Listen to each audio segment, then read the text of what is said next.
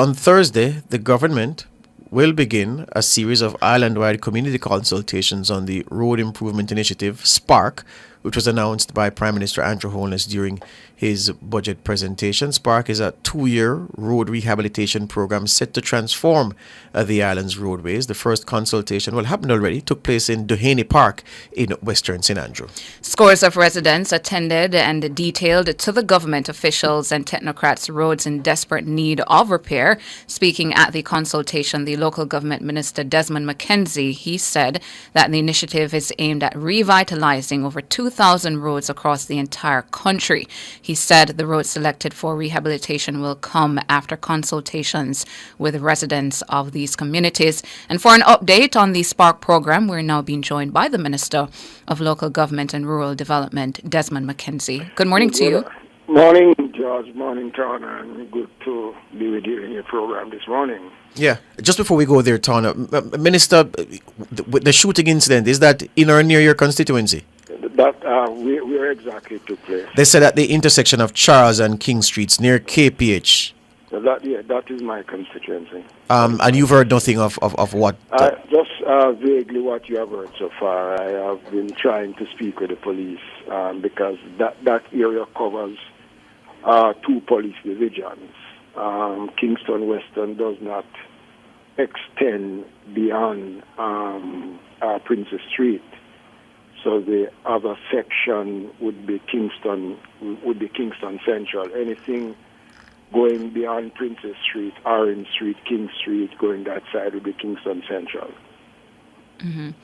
And now to SPARK, Minister McKenzie, we mentioned to our listeners that a consultation took place last Thursday but have any other consultations across the country taken place with those MPs? Or is the format that was used by you last week will be the format for all the other consultations? Right, yeah. And we did conclude Western St. Andrew on Saturday when we had the second consultation in Waterhouse where all 3 municipal divisions in that constituency would have been completed. We did Duhaney Park and Seaview Gardens, and then we did Waterhouse and another division. So we have concluded the consultations in Western St. Andrew, and we are now finalizing to move the next consultation into rural Jamaica.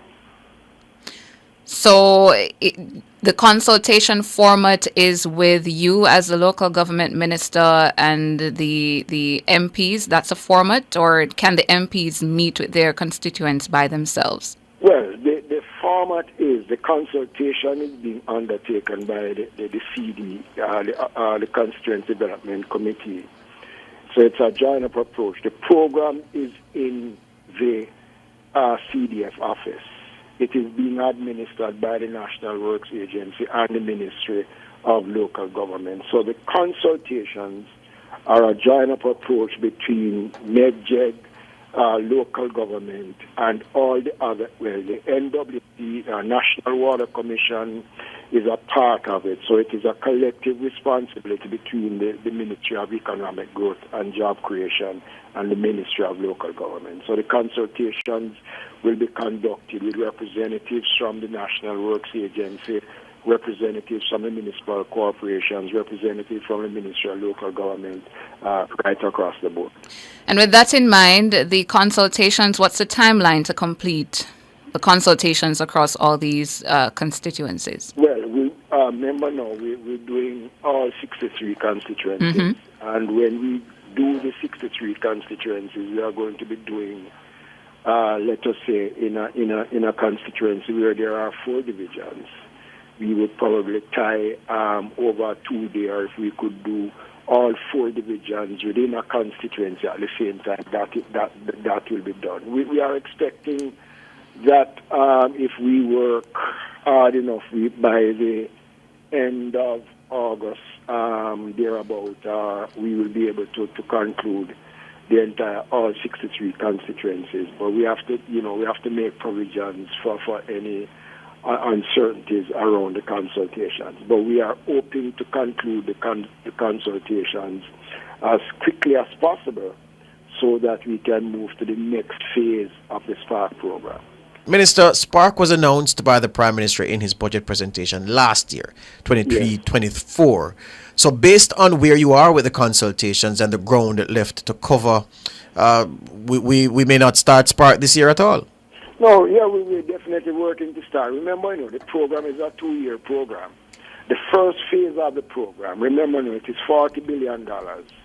And the first phase is a $20 billion program that will pay attention to community roads.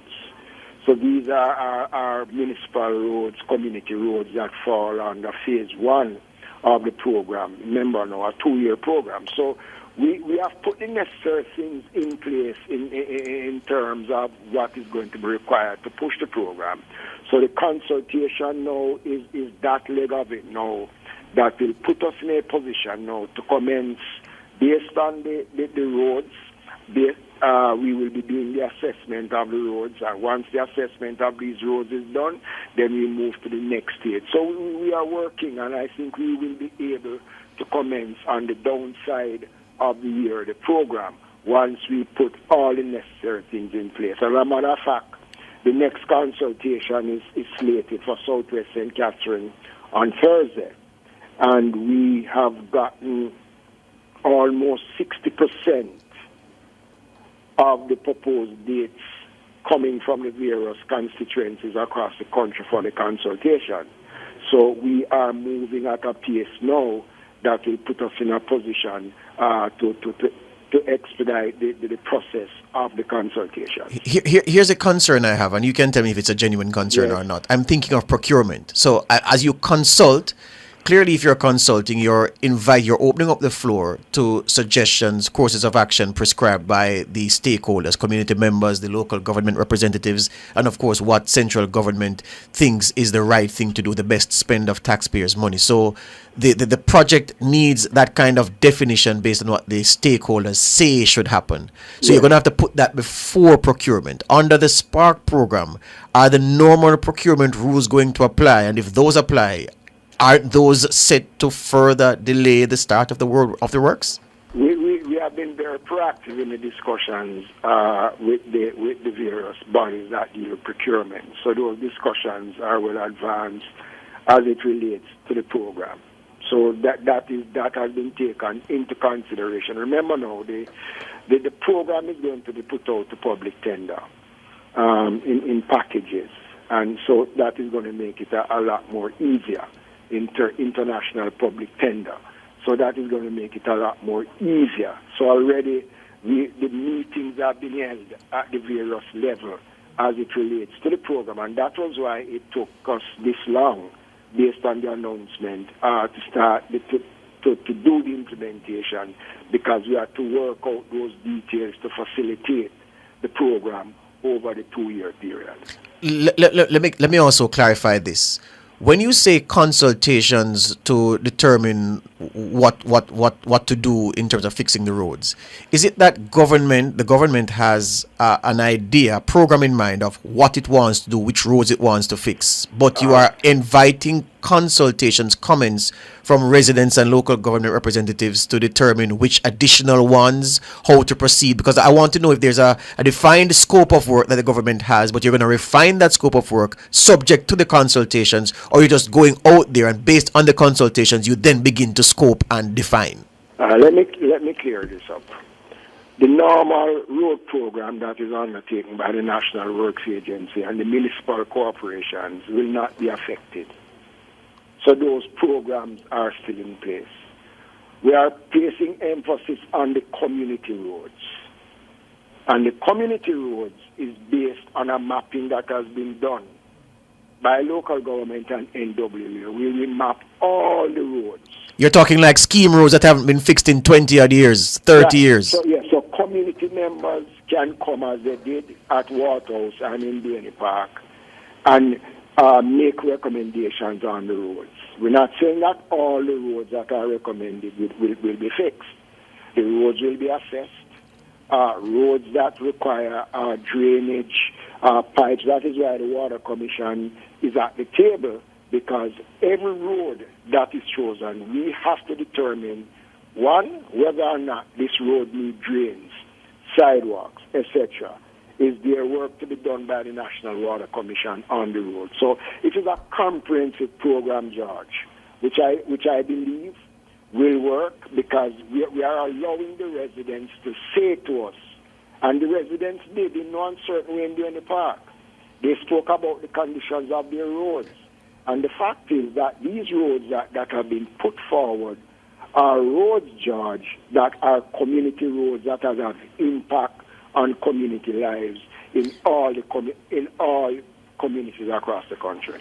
Now, Mr. Mackenzie, after you've completed all the consultations, hopefully by August, as you're saying, how do you then, in the next phase of starting to fix these roads, determine which roads get fixed in the first phase, second phase, third phase? How is that going to be determined? Because already I said to you, we would have a database of all the roads. And once the assessment of the road is done, the costing of the roads, these roads then will be, that determination will be made by the technocrats in terms of the conditions of the roads, the amount. Remember now, each constituency is allocated, I think, 350, I think it's 350 million in the first phase. So, it is based on the conditions of the roads that these roads will be done. Mm. And just going back to something you said earlier in relation to George's question about procurement, is it that those who will be able to bid to fix these roads, it's not just local contractors?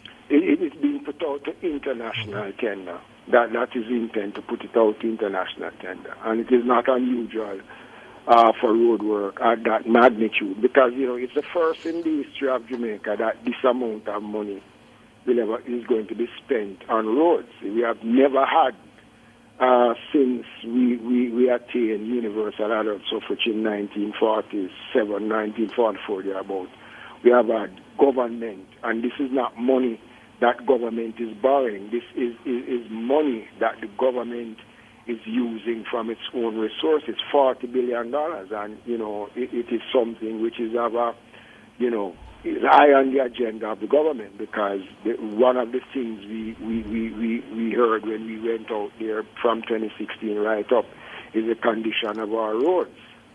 So we are putting in place the necessary steps to ensure that the program goes smoothly in terms of what is going to be required for the program work efficiently. The opposition minister have consistently said that, look, the design of the Spark program and the consultations, it is created and crafted to cut out the local representative, to not give them the voice that they ought to get for something as important as this. So the government will say it meets, has a community meeting, hear from some residents, and then go and do what the government thinks is best, which is to, of course, take care of its own child. You faced that criticism persistently from the local government debates earlier this year and even before, after the Spark program was officially announced by the Prime Minister. Respond to that for me at this stage again. There is absolutely no way. The consultations is not just a normal consultation.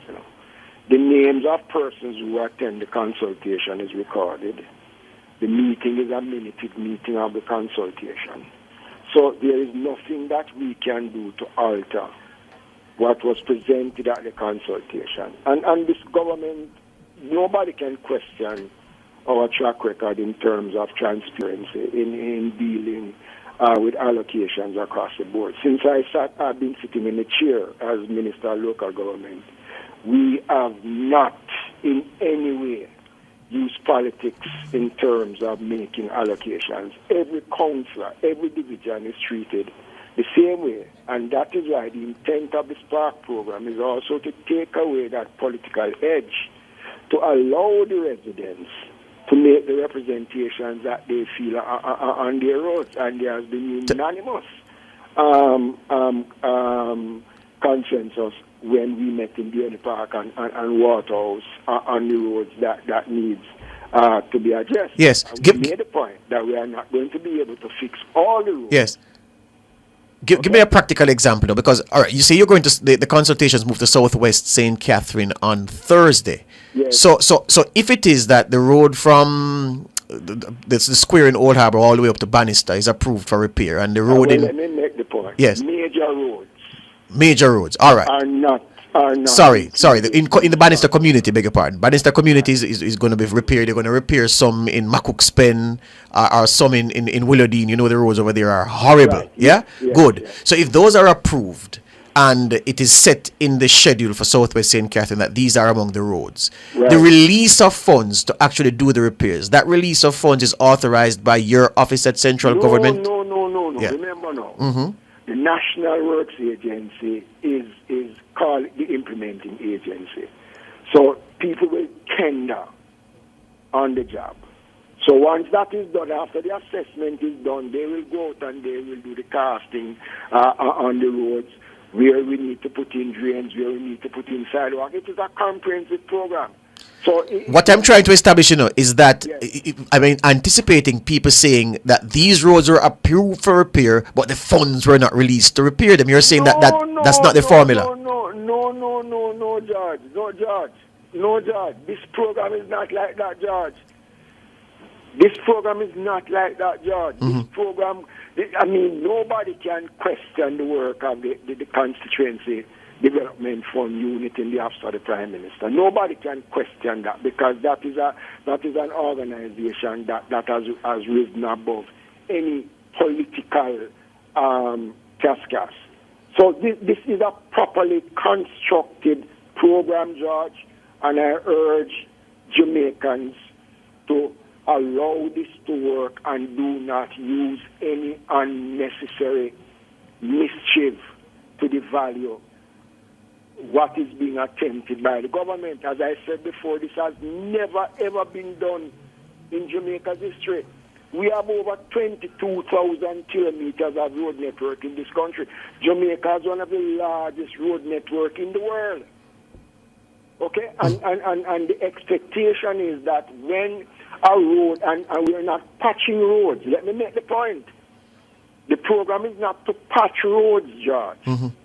It is to repair roads, lay down brand new surface, and we are expecting that the lifespan of these roads will last up for 7 to 8 years.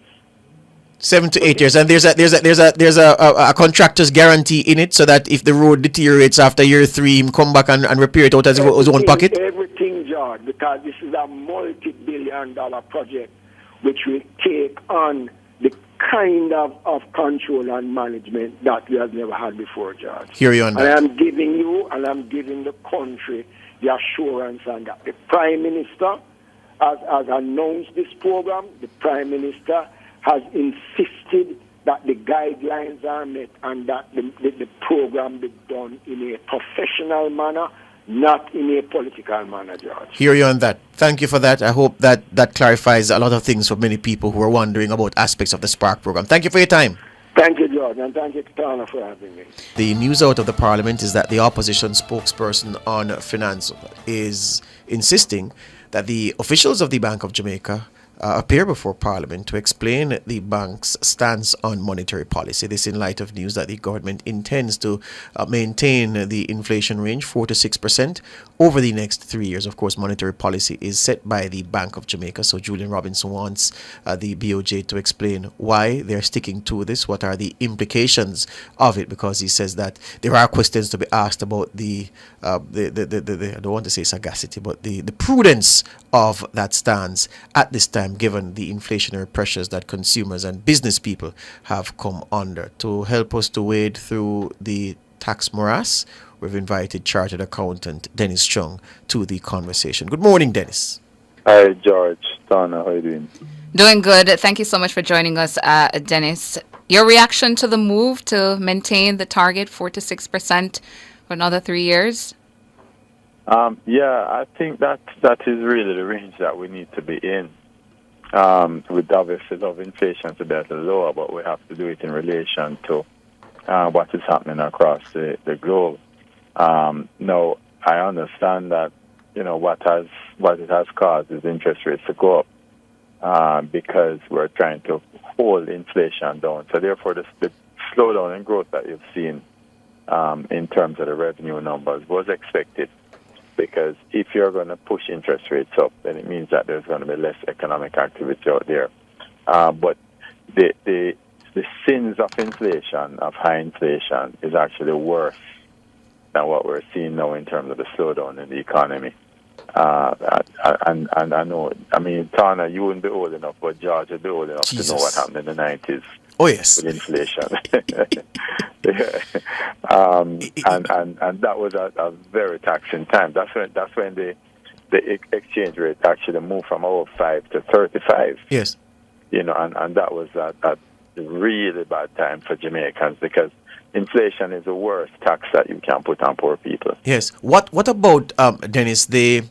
I've been thinking about what Julian Robbins has said, and well, he didn't give any scenarios, but he just asked questions, and I was trying to work scenarios in my head, because I'm thinking of the value of money to the consumers, and of course the value of money to corporate entities, and how making more money in nominal terms and paying it over as taxes in a high inflation environment, if that doesn't defeat the whole purpose of prudent monetary policy.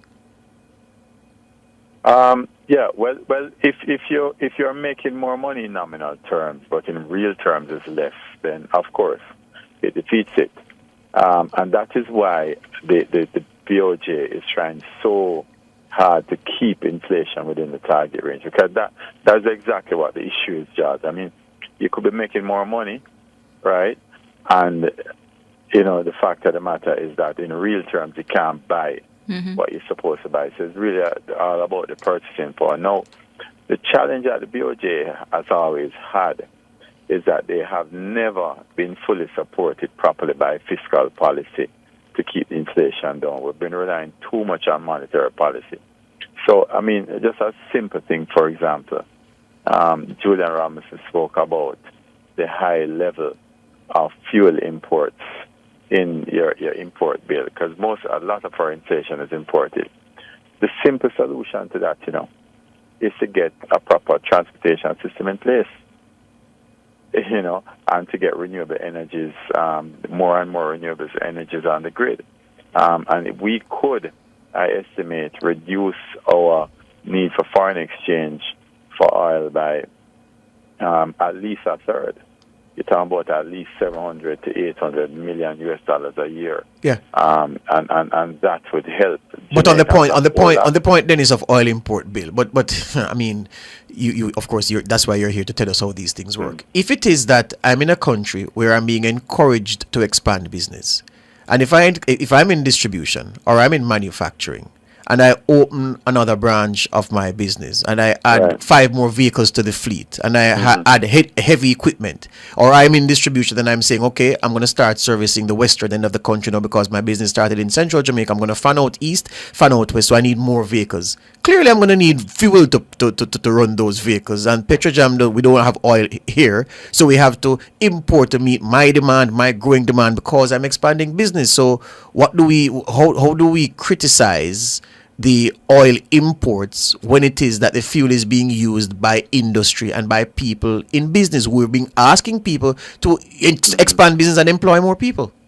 Yeah, so the simple answer to that one is to put much more renewable energy on the grid and lower the cost of electricity. Isn't that more medium term than immediate, though?